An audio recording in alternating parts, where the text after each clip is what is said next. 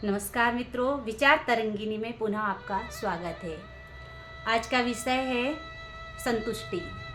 संतुष्टि शायद ही किसी के पास हो, परंतु ऐसा नहीं है। जब तक हम अपनी इच्छाओं को, अपनी कामनाओं को नियंत्रित नहीं करते, हमें संतुष्टि प्राप्त नहीं होती है।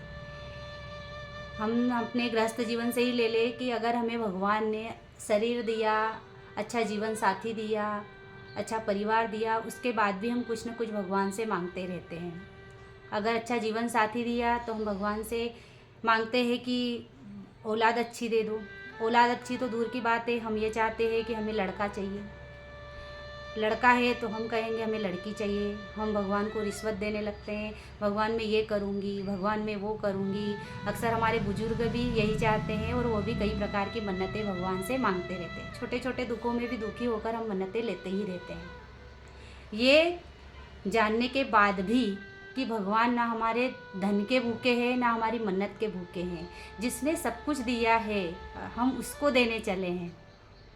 हम भगवान को धन्यवाद नहीं देते कि इतना अच्छा शरीर दिया है, जिस पूरी निरोगी काया दी है, उसके बाद भी हम कहीं ना कहीं भगवान को कोसते रहते हैं। दूसरों के सुख को देखकर हम दुखी होते रहते हैं कि सामने वाले के पास है, हमारे पास क्यों नहीं है। भगवान, हम इतनी भक्ति करते हैं, हम यहाँ जाते, हम ये करते हैं, हम उपवास करते, फिर भी आप दुख क्यों देते हो। सबसे बड़ा दुख होता है ना, वो ये होता है कि अगर आपके घर बच्चे हैं और वो बच्चे अगर मानसिक रूप से स्वस्थ नहीं है, तो इससे बड़ा दुख तो जीवन में हो ही नहीं सकता। इसलिए हमेशा भगवान को धन्यवाद देना चाहिए कि भगवान जो भी दिया है वो बस स्वस्थ रहे। कई माता पिता आपने देखे नहीं होंगे या कुछ लोगों ने देखे भी होंगे कि उनके बच्चे मानसिक रूप से विकलांग होते हैं।